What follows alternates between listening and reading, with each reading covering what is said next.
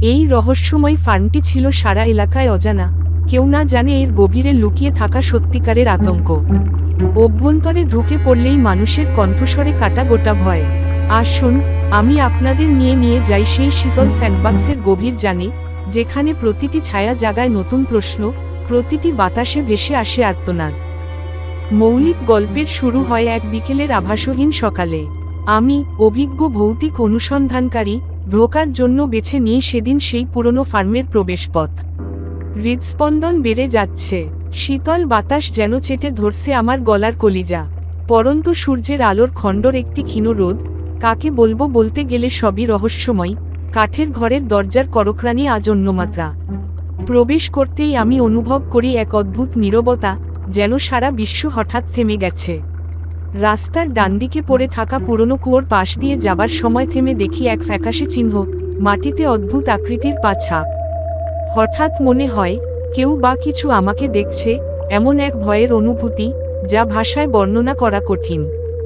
ঘাসের উপরে হেঁটে যেতে যেতে হঠাৎ দূর থেকে শুনি ফিসফিস শব্দ। শব্দটা এসেছে বাভার গাছের যেখান থেকে শুষ্ক কোনো কান্না ছেড়ে চলে আসে। আমি নিচু হয়ে তাকাই, কিন্তু দেখলাম শুধু শাখা পাতার মাঝ দিয়ে এক মলিন আলো ঝলসে। পায়ে ধরে হাঁটা ঠেকিয়ে দিচ্ছে সেই অদ্ভুত শব্দের ইঙ্গিত। দম বন্ধ হতে লাগলো।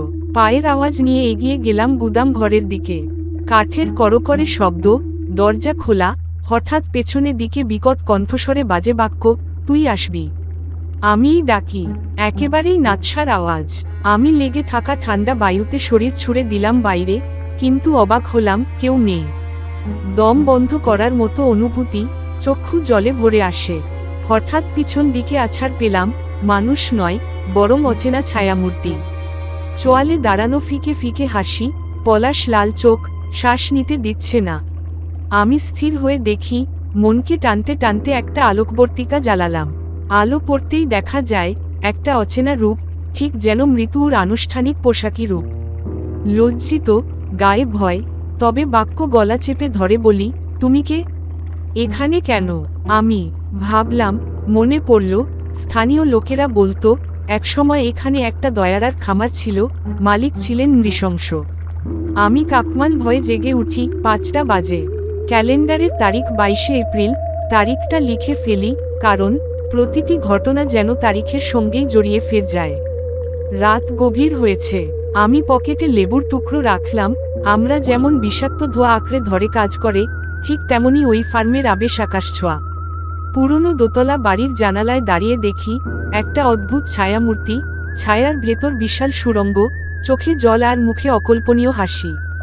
আমি চিৎকার করতে চাই, কিন্তু কোনো শব্দ বের হচ্ছে না, স্বরে গল্প কেঁপে পড়ে। হঠাৎ গোধূলির নিচে শুনি এক বিপুল কণ্ঠ, তুই চলে যা। বাক্যটা যেন প্রকৃতির অন্তর থেকে টানে, জীবন আর মৃত্যুর মিশ্রিত এক ধ্বনি। আমি চাপা স্বরে ধামধার দিয়ে বলি, আমি। কেন? স্রেফ প্রতিধ্বনি, কোনো উত্তর নেই। আমি স্মৃতিতে ফিরি, যে 300 শ্রমিক মারা যায় তাদের আত্মার শান্তির জন্য, হয়তো তাদের অন্ত্যেষ্বরে যথাযথ শেষকৃত্য জরুরি। সেই দিকেই আমার মন টানতে থাকে। বস্তাবন্দি স্মৃতিচিহ্ন খুঁজে বের করে তাদের নামে একটা সমাহিতি করার চেষ্টা। হাতে লাইট, দম বন্ধ, মুহূর্তের মধ্যে কয়েকশো বছর আগে আবর্জনার টুকরো ঝাঁঝরা বাতাসে মিশে যাচ্ছে। আমি কাঠের বাক্স খুলে দেখি, এক ছোট্ট ডায়েরি, শ্রমিকদের নাম, শেষ দেখা যেদিন, আর মনের গোপন কণ্ঠস্বর। চোখের জল থামছে না। আমি বুঝলাম, শুধু সমাহিতি নয়, তাদের গল্প শোনানোই হবে মুক্তির একমাত্র পথ। আমি সেই ডায়েরি নিয়ে এক ছোট অনুষ্ঠানের ব্যবস্থা করি, স্থানীয় পুরোহিতদের নিয়ে আচ্ছাদন করি।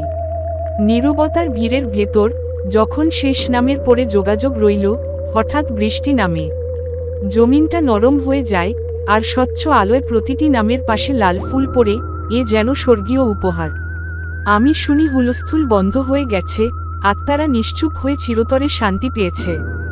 আগামী প্রজন্ম যেন জানে, ভয়কে উপেক্ষা না করে, তার মুখোমুখি হয়ে দাঁড়াতে হয়, কারণ প্রতিটি অমীমাংসিত আত্মার পেছনে থাকে একটি গল্প, গল্প যেগুলো শুধুমাত্র বেঁচে থাকা মানুষের মধ্য দিয়েই মুক্তি পায়।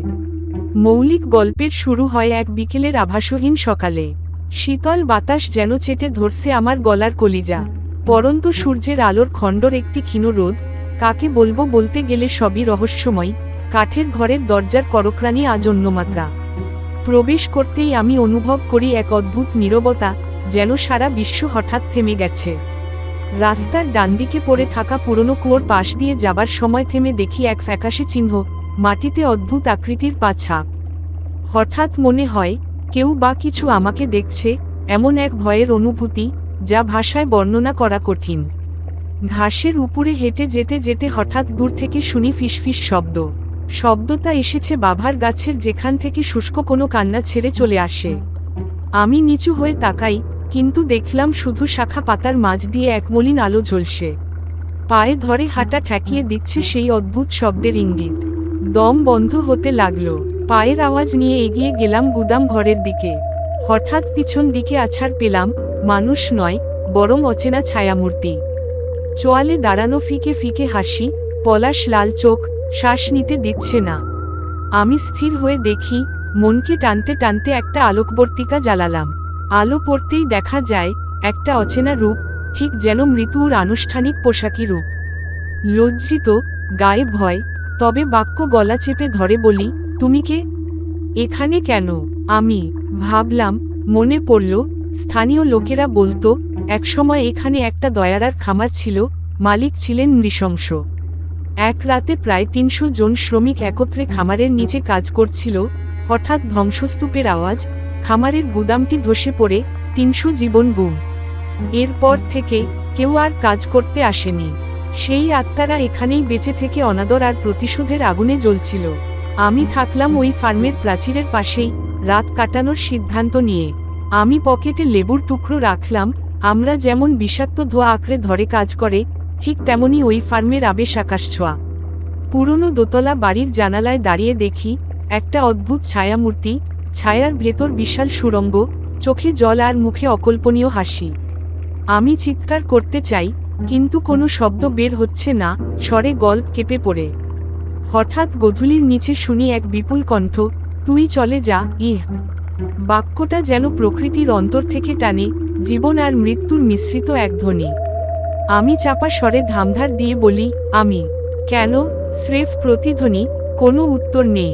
আমি স্মৃতিতে ফিরি, যে ৩০০ শ্রমিক মারা যায় তাদের আত্মার শান্তির জন্য, হয়তো তাদের অন্ত্যেষ্বরে যথাযথ শেষকৃত্য জরুরি। সেই দিকেই আমার মন টানতে থাকে। বস্তাবন্দি স্মৃতিচিহ্ন খুঁজে বের করে তাদের নামে একটা সমাহিতি করার চেষ্টা। তবে এরই মধ্যে গুদামের ভেতর থেকে পা টানার আওয়াজ বাড়ছে। মাটির ফাটল থেকে যেন লালিত অশ্রু ঝরে। আমি জিপিএস ব্যবহার করে প্রাচীন